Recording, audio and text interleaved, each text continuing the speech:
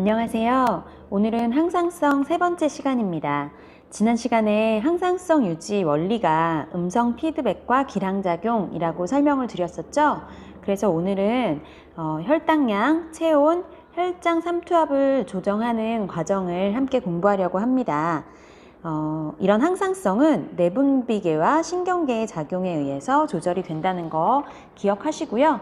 이 세 가지 혈당량, 체온, 삼투압 모두 간내 시상하부가 그 조절에 중추라는 것 꼭 기억해 두시면서 시작해 볼게요.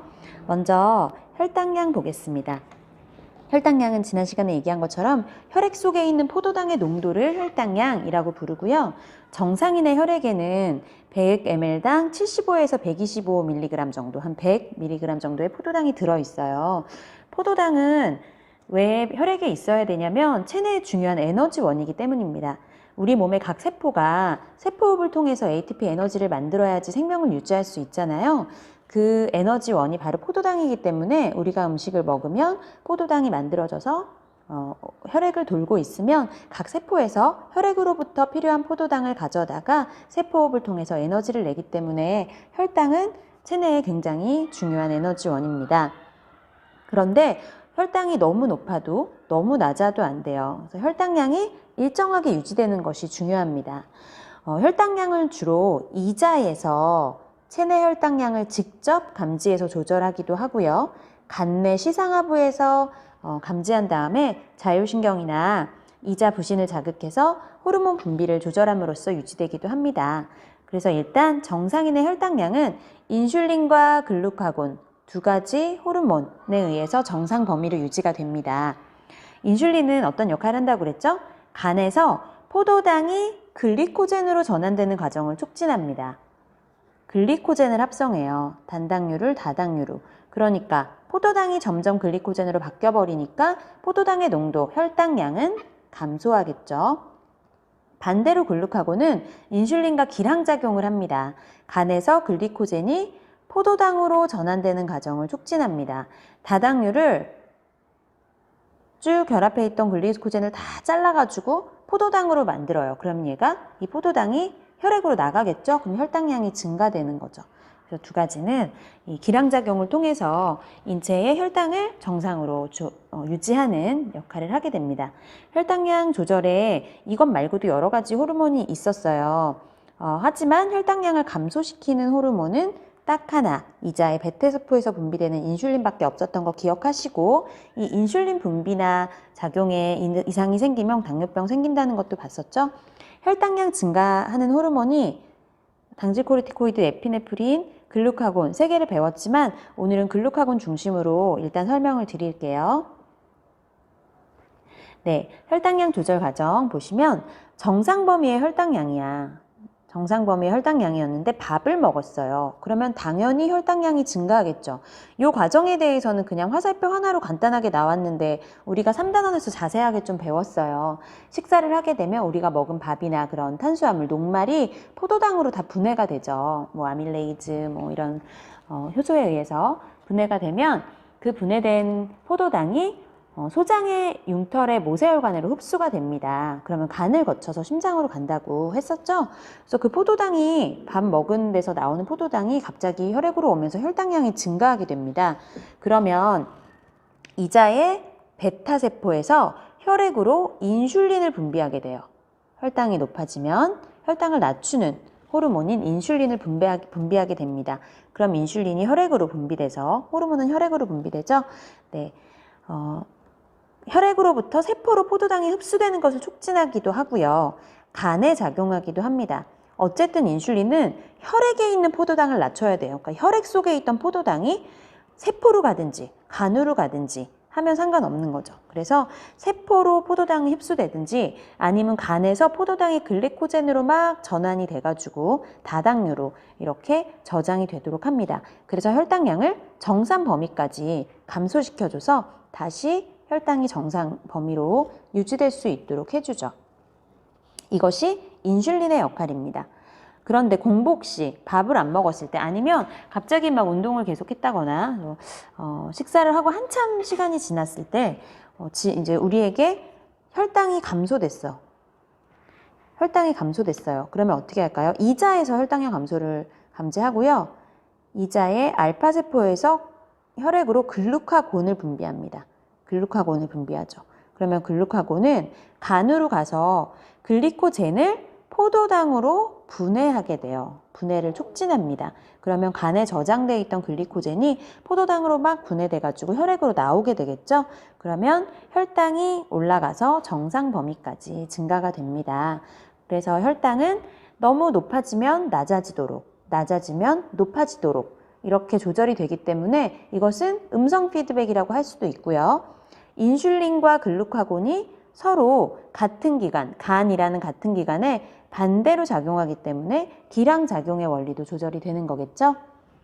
네, 요게 혈당량 조절 과정의 기본입니다. 인슐린과 글루카곤을 중심으로 일단 알아두시고요. 그 다음에 아까 봤던 또 다른 호르몬이 두 가지 있었잖아요. 그거 조금 이따가 보도록 할게요. 네, 식사 후 또 운동 후 혈당량 조절 자료가 하나 나와 있네요. 그림 가는 탄수화물 위주의 식사 시작 후 혈중 포도당, 인슐린, 글루카곤의 농도 변화를 나타냈고요. 나는 운동 시작 후 혈중 글루카곤의 농도를 변화를 나타낸 거래요. 가는 식사 시작 후, 나는 운동 시작 후입니다. 가볼까요? 식사를 시작하면서 올라가는 것이 있고 좀 이따 내려가는 게 있겠죠. 뭐가 올라가겠어요? 포도당 농도가 올라가고요. 포도당 농도가 올라감에 따라서 인슐린 농도가 따라서 올라가겠죠. 글루카곤은 전체적으로는 감소를 하게 됩니다. 네. 그래서 인슐린과 글루카곤 표기 안 하고 이거 뭐게 무슨 호르몬이게 물어보면 식사 후에 갑자기 증가하는 것과 감소하는 것 보면서 인슐린인지 글루카곤인지 여러분 아실 수 있어야 됩니다. 운동 시작 후 혈중 글루카곤 보시면요. 운동을 하면 혈액 속에 있던 포도당이 급격하게 소모가 되겠죠. 왜냐하면 에너지를 ATP를 내기 위해서 각 근육에서 혈액에 있는 포도당을 혈당을 막 가져가가지고 분해를 할 거예요. 세포호흡을 해서 ATP를 내니까 혈당이 급격하게 감소를 하겠죠. 그래서 운동을 시작하고 나서 처음에는 있던 포도당을 썼는데 포도당이 부족해지니까 글루카곤이 증가하는 형태를 보이겠죠. 역시 이것도 이자에서 분비되는 어떤 호르몬이다. 호르몬 이거 뭘까 물어보면 당연히 인슐린이 아니라 글루카곤이라는 거 알 수 있겠죠? 네, 다음에 보시면 이거는 과학 돋보기에 나와 있는 겁니다. 신경계에 의한 혈당량 조절, 내분비계와 신경계가 함께 혈당을 조절하는데요. 우리는 지금 네 가지 호르몬 중에 인슐린과 글루카곤만 봤잖아요. 다른 호르몬은 어떻게 작용하는지 한번 볼게요. 일단 중심이 되는 것은 간내의 시상하부입니다. 간내의 시상하부. 어떤 항상성 조절이든지, 그리고 특별히 혈당량 같은 경우는 또 이자가 중심이 되겠죠. 요거 두 개를 중심으로 생각하시면 돼요. 그리고 표적기관은 간입니다. 먼저 밥을 먹고 혈당이 올라갔어요. 그럼 어떻게 해야 되죠? 이자의 베타세포에서 인슐린이 분비돼서 간으로 가서 포도당을 글리코젠으로 합성하면 혈당량이 감소하겠죠? 네, 요게 기본입니다. 그런데 이자 자체가 혈당량을 감지하기도 하는데요. 간내의 시상하부도 같이 혈당량을 감지해요. 혈당량이 올라간 걸 보고 부교감 신경을 통해서 베타세포를 더욱 자극합니다. 더욱 자극해요. 그래서 혈당이 정상보다 높을 때는 간내 시상하부에서 부교감 신경을 통해서 베타세포를 더 자극해서 이자에서 인슐린 분비가 촉진되도록 하는 역할을 합니다. 그래서 혈당량을 감소시켜요. 요거는 우리가 이미 잘 알고 있습니다. 그런데 정상 범위보다 혈당량이 너무 낮을 때 볼게요. 우리가 알고 있는 거는 이자의 알파세포에서 글루카곤을 분비해서 글리코젠을 분해해서 포도당을 만들어서 혈당량을 증가시키는 거 맞잖아요. 근데 이때 이자 자체에서 알파세포에서 글루카곤을 분비하기도 하지만 간내 시상하부에서 교감신경을 통해서 또 알파세포를 자극하기도 한다는 거 알아두세요. 그래서 교감신경, 부교감신경 같은 자율신경계가 함께 혈당량 조절에 관여를 합니다. 이때 교감신경은 이자의 알파세포만 자극하는 게 아닙니다. 부신 속질을 자극해요. 부신 속질에서 뭐 나오죠? 네, 에피네프린 나오죠. 에피네프린. 에피네프린은 우리 교감신경의 저루뉴런 말단에서 시냅스 절 이후 뉴런에서 나오는 뭐랑 비슷해요? 노르에피네프린하고 비슷하죠? 그 교감신경의 작용 중에 그래서 혈당량 증가가 있었잖아요. 그거와 같은 맥락으로 알아두시면 되겠습니다. 교감신경이 부신 속질까지 사실 뻗어 있어요. 그래가지고 거기에서 에피네프린을 분비하면 에피네프린도 역시 간에서 글리코젠을 포도당으로 분해해 줌으로써 혈당량을 증가시키는 역할을 합니다. 또 하나 당질 코르티코이드가 있잖아요. 당질 코르티코이드는 여기에는 표시가 안 돼 있는데요. 실제로 간내 시상하부에서 당질 코르티코이드를 분비하고자 하면 어떻게 진행이 될까요? 당질 코르티코이드는 어디서 나오죠? 당질 코르티코이드 어디서 분비되죠? 부신 속질이 아니라 부신 겉질에서 당질 코르티코이드가 나오거든요. 부신 겉질에서는 어떻게 당질 코르티코이드를 분비할까요? 뇌하수체 전엽에서 부신 겉질을 자극해주죠. 뭘로요?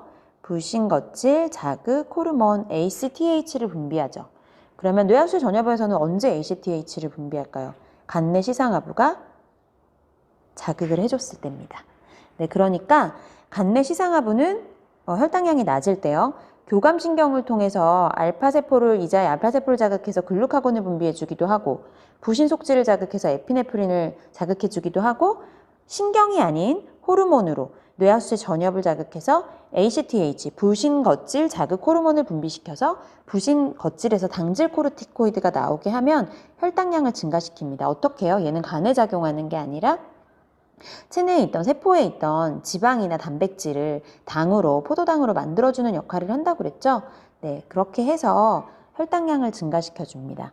결국 혈당을 증가시켜주는 것은 글루카곤, 에피네프린, 당질 코르티코이드 이렇게 세 가지고요. 혈당을 감소시켜주는 것은 인슐린 하나밖에 없다는 거 알 수 있겠죠. 그런데 또 여기 선생님 얘기하고 싶은 게요. 혈당을 높이는 호르몬이 지금 노란색으로 표시했는데 글루카곤도 있고 에피네프린도 있고 당질 코르티코이드도 있잖아요. 네, 이 세 가지가 항상 같이 작용하는 건 아니라는 건 알아두세요. 우리가 평상시에 식사, 운동했을 때는 글루카곤이 주로 작용하고요. 추위나 긴장 같은 스트레스 상황에서 그때 신경계와 내분비계를 조절해가지고 에피네프린이나 당질 코르티코이드가 그때 혈당을 높인다는 거. 네, 일반적으로는 글루카곤이 작용을 하고 또 긴장이나 스트레스 상황에서 춥다거나 할 때 조금 더 일반적이지 않은 조금 더 특수한 상황에서는 에피네프린과 당질 코르티코이드가 작용한다는 거를 알아두셨으면 좋겠습니다. 또 참고로 하나 더 말씀드리면 인슐린과 글루카곤은 기량작용이라고 할 수 있잖아요. 책마다 약간 표현이 다른 건 있는데 인슐린을 에피네프린 또는 당질 코르티코이드와 기량작용하는가 이렇게 직접적으로 물어보진 않습니다. 그런 문제가 잘 나오진 않아요. 왜냐하면 조금 애매하기 때문이에요. 애매하기 때문입니다. 책마다 표현도 다르고요.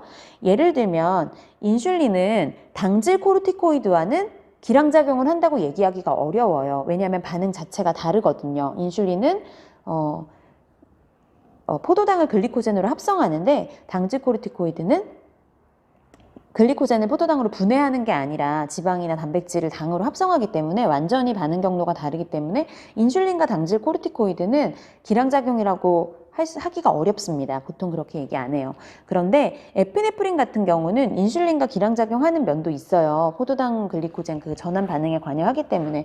근데 인슐린은 딱 그 반응만 하지만 에피네프린은 글리코젠을 분해하는 반응 외에도 여러 가지 다른 그런 작용을 하거든요. 그래서 인슐린과 에피네프린은 또 역시 기량작용을 한다고 얘기하기도 안 한다고 얘기하기도 약간 애매합니다. 그래서 선생님들이 시험 문제 내실 때 인슐린과 글루카곤을 비교해서 시험 문제를 내지 인슐린과 에피네프린 또는 인슐린과 당질 코르티코이드를 비교하는 문제는 잘 나오지 않습니다. 수능에는 당연히 안 나올 거예요. 워낙 의견이 분분할 수 있기 때문에요. 걱정 안 하셔도 됩니다.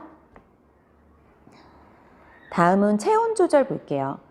우리 몸에서 일어나는 다양한 물질 대사에는 효소가 관여합니다. 물질 대사 하잖아요. 모든 생명체는.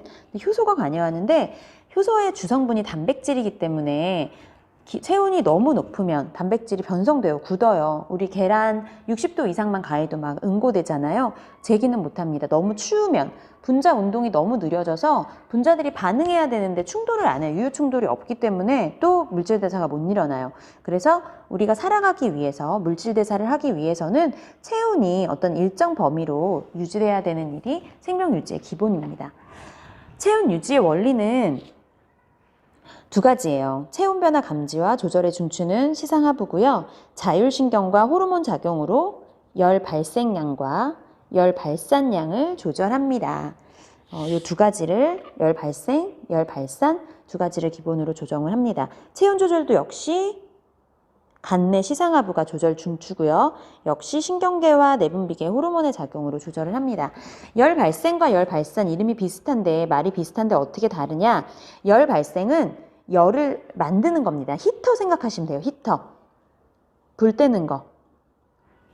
우리가 집이나 뭐 학교라면 너무 추울 때 열을 발생시키죠. 히터, 불을 때는 거. 열 발산은요. 열이 밖으로 나가는 거. 예를 들어 방이 너무 더우면 창문을 열죠. 안에 있던 열을 밖으로 빼내는 겁니다.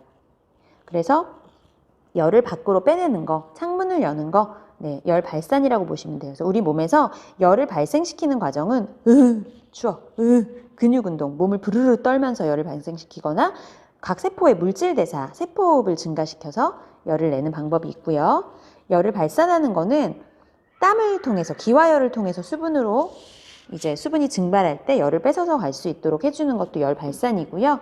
그 다음에 혈액이요. 몸의 중심으로 주로 흐를 수도 있고 피부 쪽으로 흐를 수도 있어요. 근데 우리 몸이 37.5도니까 주로 밖에보다는 좀 더운 편이잖아요. 그래서 피부 쪽으로 혈액을 보내면 우리 몸 안에 있던 뜨거운 피가 좀 식습니다. 그런 식으로 피부 근처의 혈관의 혈액량을 좀 증가시켜가지고 열을 발산시키는 방법이 있어요. 이것을 한번 볼게요. 체온 조절 과정. 네, 일단 정상 범위의 체온이었는데 체온이 상승했어. 네, 또는 체온이 하강했어. 누가 감지할까요? 간내 시상하부라고 했죠. 간내 시상하부, 간내 시상하부. 우리 왜 집이나 학교에도 온도 조절기가 있잖아요. 히터를 킬 때, 끌 때 내가 25도 이렇게 세팅을 해놓으면 온도 조절기가 온도를 감지해서 25도가 넘으면 히터를 끄고 25도보다 떨어지면 히터를 켜잖아요. 그런 온도 감지하고 조절하는 시스템이 있는데 그게 우리 몸에서는 간내 시상하부라고 생각하시면 됩니다. 먼저 추울 때 볼게요. 체온이 내려갔을 때 너무 추워가지고요. 내 몸의 온도가 너무 떨어졌어. 그러면은 내 몸이 추워졌다. 온도가 체온이 하락했다는 거를 간내 시상하부가 감지하겠죠. 그럼 어떻게 해야 될까? 열 발생은 히터를 떼야 되겠지. 추우니까 열 발생량을 증가시켜야 돼요. 어떻게 해요? 브르르 떨면서 근육이 떨리면서 열 발생량을 증가시키죠. 그리고 혈관이 이게 피부 중심 쪽 혈관이고 이게 이제 피부 쪽, 이제 이게 피부예요. 피부 쪽이 있는데 그 중에 추우니까 피부 쪽으로 자꾸 혈액이 많이 흐르면은 피가 식잖아. 그러니까 피부 쪽 말고 몸 중심 쪽으로만 피를 많이 보냅니다. 혈액이 식지 않도록. 그렇게 해서 열 발산량을 감소시켜요. 피부 근처에 있는 혈관을 수축해서 피가 피부 쪽보다는 중심 쪽으로만 돌게 해서 그래서 이제 열 발산량을 감소시킵니다. 그래서 정상 범위의 체온까지 다시 올라갈 수 있겠죠. 여러분 생각해 보시면 추울 때 우리 말단 부위 피부나 손끝, 발끝 엄청 추워요. 막 귀, 코 이런데 추운 이유는 몸의 중심 쪽으로만 혈액을 돌리기 때문에 가능하면 말단 부위까지 충분히 혈액이 많이 공급이 안 됩니다. 혈액량이 적기 때문에 말단 부위가 더 춥게 느껴지는 거예요. 네, 반대로 체온이 상승했을 때 볼게요. 역시 간내 시상하부가 감지를 한 다음에 어떻게 할까요? 땀을 흘려야 되겠죠? 땀샘에서 피부 쪽으로 땀을 분비하면서 얘네가 날아가면서 기화열을 이용해서 열 발산량이 증가하겠죠. 땀을 분비해서 열 발산량을 증가시킨다. 또 하나, 네, 피부 근처의 혈관을 확장시켜서 중심에 있던 열을 자꾸 피부 쪽으로 많이 보냅니다. 피부 쪽으로 많이 보내서 혈액이 좀 식어라, 뜨거운 피가 좀 식기를 바라면서 피부 근처 혈관이 확장해가지고 열 발산을 증가시킵니다. 지금 체온이 상승했을 때는 열 발생에 대해서는 안 나왔죠? 열 발생을 어떻게 해야 될까요? 자제해야 되겠죠.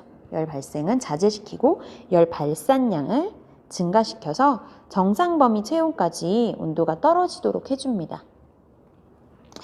근데 여기서는 지금 신경이나 호르몬의 얘기는 안 나왔어요. 일단 기본적으로 열 발산량, 열 발생량을 통해서 체온 조절한다는 건 알아두시고요. 우리 조금 더 자세하게 신경계와 내분비계 조절작용을 통한 체온 조절 과정을 좀 알아볼게요. 추울 때, 더울 때 어떻게 될까요? 네, 일단은 추울 때는 어떻게 해야 되지? 열 발생량은 추우니까 증가시켜야 되겠죠. 히터를 켜야 돼. 창문은 닫아야 돼요. 열 발산량은 감소시켜야 됩니다. 우리가 금방 배운 거 뭐였어요? 네, 간내 시상하부에서 체온을 감지한 다음에 너무 추우면 부르르 근육 떨림, 또 피부 근처 혈관을 수축시킴으로써 열 발산량을 감소시킨다. 또 근육 떨림으로 열 발생량 증가시킨다. 이렇게 얘기했죠. 네, 요거 맞고요. 좀 추가돼서 생각해보면 우리 호르몬 중에 체온 조절, 추울 때 필요한 호르몬이 있을까요? 열을 내는 호르몬 있을까요? 하나 배운 거 있죠. 뭐 있어요? 뭐 있죠? 티록신 있죠. 티록신. 갑상샘에서 분비되는 티록신이 있습니다. 티록신 뭐 한다고 그랬어요? 네, 티록신은 세포호흡을 촉진하잖아요. 세포호흡을 촉진해서 티록신은 에너지와 열을 발생시킨다고 했죠. 그러니까 티록신이 많이 나오면 세포호흡이 활발해지면서 열이 발생한다고요. 그럼 열 발생량, 물질대사 촉진으로 열이 발생하겠죠. 그래서 저온 자극이 오면 간내 시상하부에서 티록신 분비를 하라고 명령을 해요. 어떻게 명령할까요? 갑상샘에서 티록신이 나오는데 갑상샘에 티록신 분비는 누가 조절해요? 뇌하수체 전엽이 TSH 분비로. 그러면 이거는 간내에서 뇌하수체에는 TRH. 간내 시상하부에서 TRH를 분비해서 뇌하수체 전엽을 자극하고요. 뇌하수체 전엽에서는 TSH를 분비해서 갑상샘을 자극하고요. 갑상샘에서는 티록신을 분비시켜서 세포 물질 대사를 촉진합니다. 그때 열이 발생하는 거죠. 자, 그런데요. 물질 대사, 세포호흡이라는 건 결국 뭐예요? 세포호흡은 세포에서 포도당을 분해해서 물하고 이산화탄소로 분해하면서 그 과정에서 에너지와 열이 나오는 거잖아요. 그쵸? 그럼 세포호흡이 계속 진행되려면, 티록신이 계속 작용하려면 뭐가 있어야 돼요? 포도당이 있어야 되겠죠. 포도당 없이 티록신 작용하면 바로 저혈당으로 빠져버립니다. 그러니까 티록신이 작용할 때는 뭐가 같이 나와야 될까? 혈당량을 증가시키는 호르몬이 같이 나와야 돼요. 그게 뭐예요? 여기서는 네, 에피네프린. 에피네프린이 같이 나옵니다. 에피네프린 어디서 나와요? 부신 속질에서 나오는 에피네프린과 티록신이 함께 작용해요. 함께 작용해서 세포호흡을 촉진합니다. 이때는 글루카곤이나 당질 코르티코이드보다는 에피네프린을 선호한다고 해요. 네. 신경에 의한 작용이 사실 호르몬에 의한 작용보다 좀 빠릅니다. 그래서 에피네프린 분비를 증가시킨다. 이거는 네, 다 누가 할까요? 교감신경이 작용하겠죠. 주로 교감신경이 부신속질에서 에피네프린 네, 증가하겠죠. 네, 그래서 더울 때는 추울 때는요. 몸이 너무 추워졌을 때는 간내 시상하부가 그걸 감지하고 피부 근처 혈관을 수축시켜서 열 발산량을 감소시키고요. 여러 가지 작용으로 열 발생량을 증가시키는데 근육의 떨림이라던가 아니면 교감신경을 통해서 부신속질의 에피네프린 분비량을 증가시켜서 혈당을 일단 증가시키고 TRH를 또 TSH를 통해서 갑상샘에서 티록신을 분비시키면 티록신이 그 높아진 혈당을 가지고 세포호흡을 통해서 열을 발생시킬 수 있는 거죠. 그래서 열 발산량은 감소하고 열 발생량은 증가시킴으로써 체온을 올려준다라고 생각하시면 돼요. 반대로 고온 자극이 왔을 때 너무 더울 때는 어떻게 해야 될까요? 네, 사실 우리 몸에서 티록신은 열을 내는 호르몬이지만 우리 몸에서 열을 식혀주는 호르몬은 없습니다. 그러니까 고온 자극이 오면 호르몬 입장에서는 그냥 티록신 분비량을 감소시키면 돼요. 좀 물질 대사를 억제해가지고 최대한 열 발생을 하지 말자. 티록신 분비 감소하려면 TSH도 감소하고 TRH도 감소해야 되겠죠? 이건 간단해요.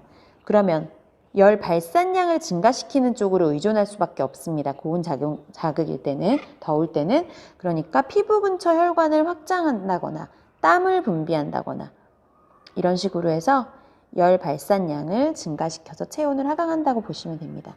그러니까 우리 몸은 굳이 따지자면 에어컨은 없고 히터는 있는 그런 시스템이라고 보시면 돼요. 티록신 또 에피네프린의 도움으로 히터, 열 발생은 할 수 있지만 에어컨처럼 우리 몸을 막 시원하게 해주는 호르몬은 없어요. 땀 분비와 피부 근처 혈관 확장을 통해서 열 발산량을 증가시킨다. 이럼으로써 내분비계와 신경계를 통해서 체온을 조절할 수 있습니다. 세 번째, 삼투압 조절 보겠습니다. 삼투압이라는 말 여러분 많이 쓰시나요? 삼투압이란 말 조금 생소할 수 있어요. 삼투압은 이제 우리 몸에서 따지면요, 체액의 농도가 변하잖아요. 체액의 농도에 따라서 고농도가 있고 저농도가 있는데 우리 몸의 무기압류가 이렇게 체액에 녹아 있으면서 그 세포막, 반투과성막인 세포막을 경계로 물이 이동을 합니다. 저농도에서 고농도로 물이 이동할 때 세포막이 받는 압력을 삼투압이라고 불러요. 근데 이렇게 설명하면 너무 복잡하잖아요. 그래서 간단하게 생각할게요. 혈장 삼투압은요, 무기압류와 농도와 비례합니다. 우리 몸의 농도다 이렇게 생각하시면 돼요. 선생님이 앞에 한 말 잊어버려도 됩니다. 삼투압은 농도와 비례하는데 그냥 우리 몸의 무기압류, 나트륨, 칼륨, 염소이온 이런 거겠죠? 우리 몸의 무기압류의 농도다. 그냥 농도라고 생각해 주시면 돼요. 우리 몸의 농도, 삼투압. 그래서 혈장 삼투압은요, 세포의 모양과 기능을 유지하는 데 굉장히 중요합니다. 식물에 물 안 주면 어떻게 돼요? 팽압이 떨어지면서 식물이 확 이렇게 꺾이죠. 모양을 유지하는 데도 중요하고요. 또 맹물에 담그면 적혈구 같은 거 물을 막 흡수해가지고 뻥 터져버려요. 기능을 유지하는 데도 중요합니다. 우리가 생명을 유지하려면 물질 대사를 해야 되는데 물질 대사라는 거는 화학 반응이잖아요. 그 녹아있는 용매에 어떤 용질이 주변에 있냐에 따라서 화학 반응의 영향을 받을 수 있기 때문에 우리 몸의 삼투압 조절은 무척 중요하다. 그래서 혈장 삼투압이 정상 범위보다 너무 높거나 낮으면 세포의 부피도 변하고 기능에도 안 좋은 영향을 미치기 때문에 삼투압이 항상 잘 조절돼야 됩니다. 쉽게 내 몸의 농도가 일정하게 유지돼야 된다 이렇게 생각하시면 되겠어요. 역시 삼투압도 간내 시상하부가 조절 중추입니다. 삼투압을 감지해서 조절을 하는데요. 삼투압을 조절하는 호르몬은 하나만 알아두시면 되겠어요. 뇌하수체 후엽에서 분비되는 항이뇨 호르몬 ADH, 약자도 알아두셔야 됩니다. 뇌하수체 후엽에서 분비되는 항이뇨 호르몬 ADH를 통해서 삼투압을 조절하고요. 항이뇨 호르몬 ADH의 역할은 뭐냐면 콩팥에서 물의 재흡수를 촉진하는 역할을 합니다. 우리 콩팥에서 아시죠? 세뇨관에서 이렇게 쭉 물질들이 지나가면서 재흡수가 일어나잖아요. 세뇨관으로부터 모세혈관으로. 그때 물이 얼만큼 재흡수할 건지, 세뇨관, 집합관 이런 데서 물이 재흡수가 되는데 물을 얼만큼 재흡수할 건지가 그때그때 다른데 항이뇨 호르몬이 분비되면 물을 더 많이 재흡수합니다. 그래서 우리 몸의 농도, 삼투압을 조절하는 거죠. 그러니까 ADH가 많이 나오면 물을 많이 재흡수해가지고 우리 몸, 혈장, 혈액의 삼투압은 농도는 감소되겠죠. 여러분 요 개념만 한번 보고 갈게요. A가 있고 B가 있습니다. 물이요, A에서 B로 이동했어. 용질은 다 가만히 있는데 A에서 B로 이동했어요. 그럼 어떻게 되겠니? 물이 B로 가면 B는 농도가 낮아지겠죠. A의 농도는 높아지겠죠. 반대로 B에서 A로 물이 이동하면 어떻게 되겠어요? 반대가 되겠죠. A는 농도가 낮아지고 B는 농도가 높아지겠죠. 우리 A, B를 혈액하고 오줌이라고 생각할게요. 혈액 또는 혈장이라고 하셔도 됩니다. 혈액이나 오줌이라고 볼게요. 원래 혈액이 이제 어가돼가지고 오줌이 되잖아요. 그런데 오줌으로 나가려고 하는 그 과정에서 다시 혈액으로 물을 재흡수할 수 있죠. 이거를 촉진해주는 게 ADH라는 거예요. 이걸 촉진하는 게 ADH입니다. 그러면 생각해 볼게요. 오줌으로 나가려는 거를 재흡수를 많이 하면 많이 할수록, 이걸 많이 하면 많이 할수록 어떻게 되겠죠? 삼투압은?